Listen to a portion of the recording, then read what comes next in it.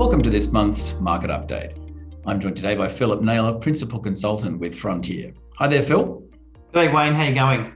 I'm well, thanks. Let's get straight into it. Of course, the latest installment in the coronavirus series is Omicron. Now, how have markets reacted to the news over the last couple of weeks of that development?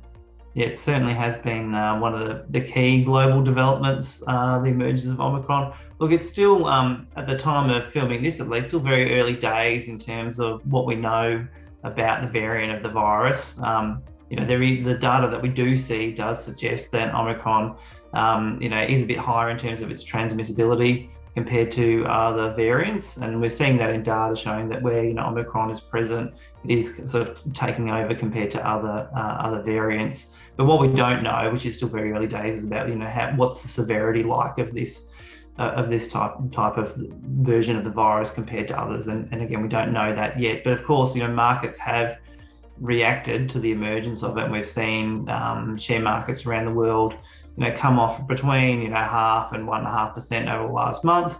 But to put that in context, it's still global equities are still up around 23% over a year, so it's still just coming off from what has been incredibly high strength. Well, a lot of volatility there, but of course, one other area of volatility has been in terms of commodities, at least, particularly oil of late. Talk us through some of the movements there, Phil. Yeah, commodities have been an area, over the last 12 months where there's been some really big moves. There's been one area of focus on markets. We have seen, of course, related to Omicron, like the price of oils come off around 20% over the month, which is a big move. But again, in context, it's still, the price of oil is still higher than where it was 6 to 12 months ago. So I guess that highlights the sort of moves that we are seeing in commodities. Interestingly, for Australia, it is also a bit of a mixed bag. The price of iron ore, which is a key commodity for Australia, has come off quite a lot and is back, basically erased all of the gains that we saw over the 12 months. But then other commodities that are also really important for Australia, like coal and liquefied natural gas, those prices are still quite elevated. So overall for Australia, commodity prices still elevated. And now moving to another big topic for this discussion today, COP26 was held in Glasgow just a few weeks ago now. Some mixed reactions. What was your take on the outcomes from COP26? Yeah, I think you're right that, for us, we think, climate change is an incredibly important, secular issue for investors to be thinking about it. So when we see events like COP26, it certainly makes us sort of lean into to listen closely.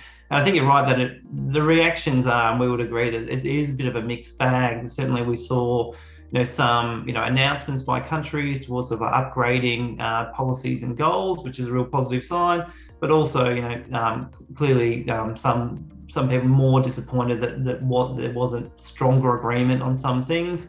Coal was certainly one area of focus where there wasn't unanimous agreement around, exactly what the phase out could be for coal. Interestingly, we thought, one of the real key takeaways actually came after the COP26, and that was when China and the US came out with a joint statement in wanting to work more collaboratively on issues like climate change. And when we sort of put that in the context of sort of really heightened geopolitical tensions between China and the US, when you see that those two countries can make sort of a statement like that, we see that as a real positive step forward. Certainly, I think that China-US relations will be a theme that we'll be revisiting in 2022 pretty regularly.